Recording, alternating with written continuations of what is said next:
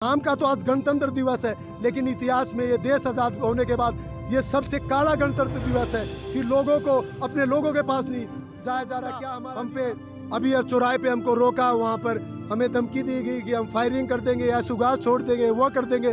तो कुछ नौजवान लोग तो आगे थे, वहाँ पानी इतना महंगा है, हमारी बहन बेटियों को अपने शरीर बेचने पड़ रहे हैं। आप लोग भी यहाँ भूखे मर जाएंगे। ये किसान की लड़ाई नहीं है, पेट की लड़ाई है। हर एक आदमी हो चुकी है। वो सिर्फ जो बीजेपी वाले बोलते हैं वही दिखाते हैं। आप सबको ये दिख रहा है। कम से कम भी 50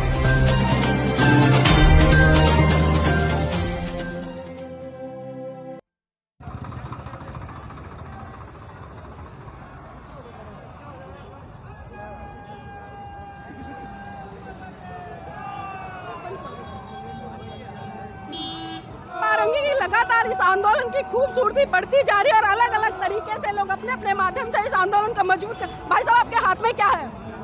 ये देखो जी, ये हमारा हाल है। पारंपरिक तरीके से हमारे पूर्वज हल से खेती करते थे। अब तो टेक्नोलॉजी चेंज हो गई है, तो ट्रैक्टर वगैरह आ गए हैं। और मैं हल इसलिए लेके आया हूँ, यहाँ पर कितने महीने से हमारे जो किसान हैं देश के लेटे हुए हैं। कोई इनको आतंकवादी बोल रहा है, कोई खालिस्तानी बोल रहा है। हम आतंकवादी नहीं हैं, हम किसान हैं। और पूरे देश का क्या किसान है जो पूरी दुनिया का पेट भरता है। और सरकार अपनी जिद पे अड़ी हुई है।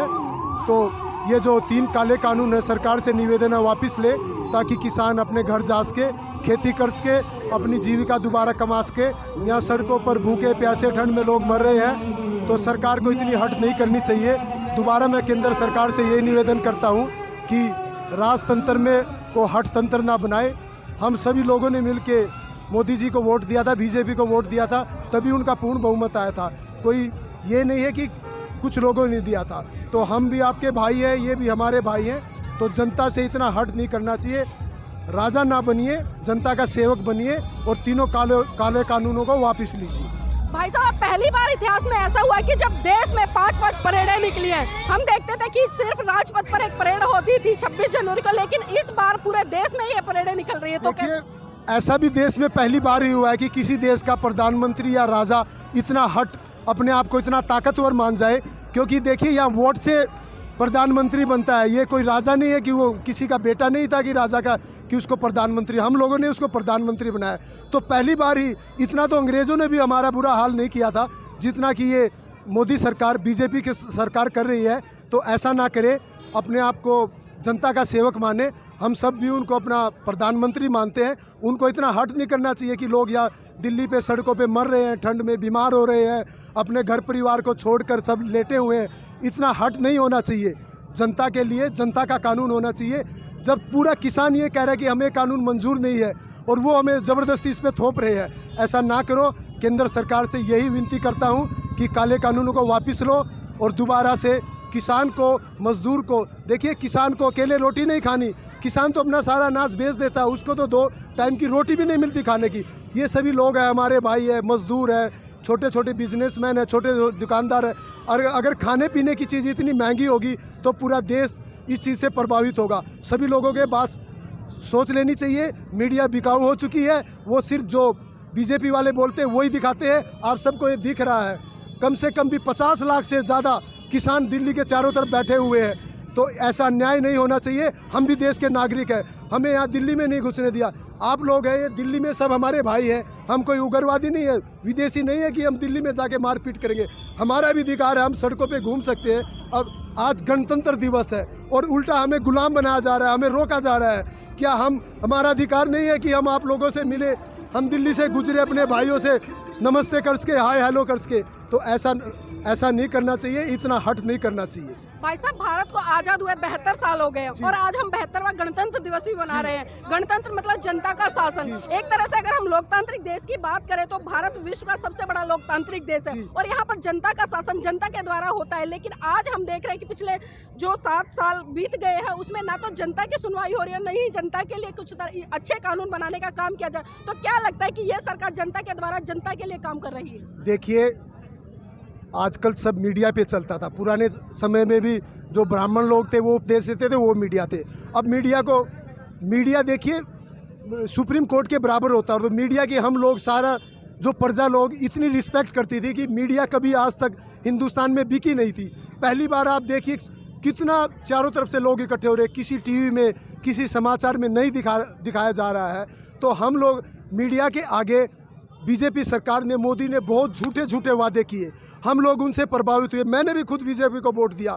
मुझे लगा कि देश में पहली बार ऐसा प्रधानमंत्री आया है, कोई भगवान का रूप उतरा है। कभी वो हिंदू मुस्लिम को लड़ा रहे हैं, कभी जाट को गैर जाट को लड़ा रहे हैं। उन्होंने तमाम तरह की टेक्निक अपना के वोट लेके एक बार ये लोग राज में आ गए। लेकिन आप देख रहे हैं कोई कर्मचारी है, कोई किसान है, कोई मजदूर है, कोई बिजनेसमैन है, कोई भी खुश नहीं है। तो ये जो ताकत का गलत इस्तेमाल कर रहे हैं, जनता ने इनको वहाँ पर सीट पे बिठाया है, तो जनता की इनको सोचनी चाहिए, वरना जल्दी ही मोदी सरकार घुटनों पे होगी। और ऐसा ना हो कि पूरा देश क्रांति में आ जाए और लोग, अगर किसान मारे गए तो पूरा देश भूखा मरेगा। मैं आप लोगों को ये बता रहा हूँ, अगर फसलें महंगी हो गई, किसान के हाथ से निकल गई, तो खाना सबको पड़ेगा, चाहे वो कितना बड़ा बिजनेसमैन हो, चाहे कहीं भी। आप वेनेजुएला में देख लीजिए, वहाँ पानी इतना महंगा है, हमारी बहन बेटियों को अपने शरीर बेचने पड़ रहे हैं। आप लोग भी यहाँ भूखे मर जाएंगे। ये किसान की लड़ाई नहीं है, पेट की लड़ाई है, हर एक आदमी के लिए रोटी की लड़ाई है। जी भाई साहब, अक्सर हम देखते थे कि आज तक जितने भी आंदोलन हुए उसको जाति या धर्म या क्षेत्र या भाषा के आधार पर धूमिल करने का काम कर दिया जाता है। लेकिन ये पहला एक ऐसा आंदोलन है जिसमें कि हर धर्म, हर समुदाय, हर जाति का व्यक्ति अपनी भागीदारी निभा रहा है। तो क्या लगता है कि आज गणतंत्र दिवस पर जो लाखों लोग सड़कों पर उमड़े हैं किसान भाई, तो इस कानून को वापस कराने में सफल हो पाएंगे? देखिए, अब आप सब लोग देख सकते हैं, आप बुद्धिजीवी लोग हैं, पढ़े लिखे लोग हैं, मीडिया के लोग हैं, आप देख रहे इतने लोग भी, मान लो किसी गांव में किसी घर में झगड़ा हो जाए, वहाँ चार भाई एक तरफ हो जाए और कोई एक परिवार का आदमी जिद करके उनकी बात ना माने, तो ये गलत है। ऐसे ही ये बीजेपी की सरकार जिद पे अड़ी हुई है। 3 महीने से ज़्यादा हो गया है, कितना शांतिपूर्ण लोग भूख के मारे मर चुके हैं, सर्दी के मारे, बीमारी के मारे मर चुके हैं, लेकिन कहीं भी कोई भी उपद्रव नहीं हुआ है। सरकार ने काफ़ी कोशिश की, बीच में कई लोगों को पकड़ा कि वो बीजेपी के लोग थे कि गोली चला दो पुलिस पे, ये कर दो वो कर दो। शांतिपूर्ण से लोग लेटे हुए हैं 3 महीने से ज़्यादा। ये दुनिया का सबसे बड़ा जो क्रांति है, लेकिन फिर भी सरकार जिद पे अड़ी हुई है। मैं ये सरकार से यही निवेदन करता हूँ, राजतंत्र में जिद ना करो मोदी जी। इस सभी पब्लिक ने आपको उस गद्दी पे बिठाया है। ये सब, अब आप परिवार के मुखिया हो, ये सब के आपके भाई हैं, बेटे हैं, आपको इनकी बात माननी चाहिए। जो ठीक है उसको मानना चाहिए। इतना ताकतवर अपने आप को ना मानो, क्योंकि आप वोट से चुने गए हो, आप किसी के वारिस नहीं हो, आप हम लोगों के बीच से ही गए थे। तो जनता की बात मानो, ऐसा ना काम करो कि यहाँ लोग मर रहे हैं भूख के मारे, सर्दी के मारे, अपना घर छोड़ के कोई खुश नहीं है। कभी बोल रहे हैं कि यहाँ पाकिस्तान से पैसे आ रहे हैं, कभी बोल रहे हैं ये खालिस्तान बन गया, कभी बोल रहे हैं उग्रवादी आ गया। हम मजदूर लोग हैं, किसान लोग हैं, हम तो मजदूर से भी गरीब हैं। हम अपने खेत में ही काम करते हैं, हमें तो वो भी मजदूरी नहीं मिलती। और हम लोग अपने पेट की लड़ाई लड़ रहे हैं, पूरे देश की लड़ाई लड़ रहे हैं। मैं फिर दोबारा वही बात दोहराऊँगा, अगर खाने पीने की चीज़ें इतनी महंगी होगी तो आप लोग सब लोग क्या खाओगे, क्या खाओगे? ये आप सब के लिए हम लड़ रहे हैं और मैं बड़ा खुश हूँ। देखो, पूरे हमारे भाई, पूरी जनता हमारा साथ दे रही है। अभी हमें पीछे चौराहे पे ज़बरदस्ती की गई है। क्या हम लोग, हमारी राजधानी है, हमारे दिल्ली है, हमारे भाई है, क्या हम सड़कों पे जा नहीं सकते? क्या हम गणतंत्र दिवस नहीं मना सकते? पुलिस प्रशासन की तरह से किस तरह की व्यवस्था है? किसी तरह का व्यवधान डाला जा रहा है या आपको मतलब सुरक्षा मुहैया कराई जा रही है? नहीं, आप देख लीजिए जी, कोई सुरक्षा, कौन सी सुरक्षा मुहैया कराई जा रही है? पुलिस तो उल्टा हम पे, अभी अब चौराहे पे हमको रोका, वहाँ पर हमें धमकी दी गई कि हम फायरिंग कर देंगे या सुगास छोड़ देंगे, वो कर देंगे। तो कुछ नौजवान लोग थोड़ा आगे बढ़ने की कोशिश की थी, फिर भी हमारे बुजुर्गों ने, नेताओं ने हाथ पैर जोड़ के उनको पुलिस के अनुसार मोड़ दिया है। तो ये कोई राजतंत्र नहीं है कि हम अपने देश में, अपनी राजधानी में जाके अपना गणतंत्र, नाम का तो आज गणतंत्र दिवस है, लेकिन इतिहास में ये देश आज़ाद होने के बाद ये सबसे काला गणतंत्र दिवस है कि लोगों को, अपने लोगों के पास नहीं जाया जा रहा। क्या हमारा अधिकार नहीं है? क्या हम दिल्ली के अंदर जा सके? क्या हम अपने लोगों से नहीं मिल सके? क्या हम शांतिपूर्ण तरीके से सड़कों पे नहीं जा सकते? तो हमें ज़बरदस्ती एक गुलाम बनाया जा रहा है। ये कोई गणतंत्र नहीं है, ये सब राजतंत्र है, हठतंत्र है। भाई साहब, टिकरी बॉर्डर की जो यात्रा है वो कम से कम 60-70 किलोमीटर है, तो आपसे ये जानना चाहूंगी कि आप इस हल को लेकर 60-70 किलोमीटर पैदल यात्रा करेंगे या मुझे, मैं अगर जरूरत पड़ी तो मैं 60-70 दिन भी भूखा प्यास अपने भाइयों के लिए, देशवासियों के लिए चलूंगा और ये यात्रा मैं पैदल ही करूंगा।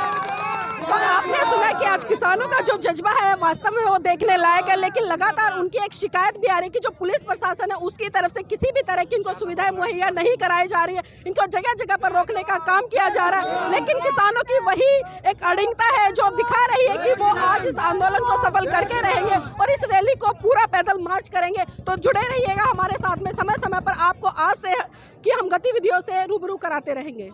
अपना चैनल, आपका चैनल, समाज का चैनल, देश का चैनल NB News 24/7 को आप लाइक करें, सब्सक्राइब करें और ज्यादा से ज्यादा इसकी वीडियो को शेयर करें ताकि हर खबर को मैं आप तक आसानी से